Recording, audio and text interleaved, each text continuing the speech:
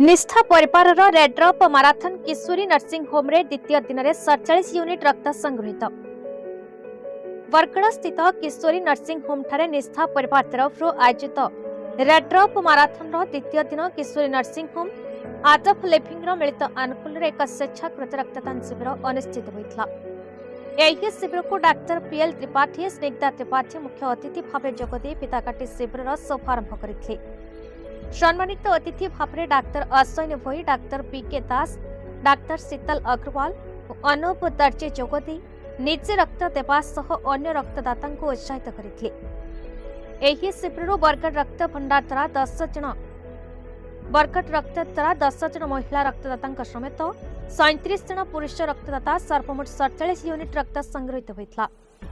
निष्ठा परिवार समस्त सदस्य शिविर सुपरिचालना करते। निष्ठा परिवार तरफ Kishori nursing home art of living परिवार को हृदय धन्यवाद जनाई। बरगड़ जिला टीकलाल त्रिपाठी रिपोर्ट, भारत न्यूज।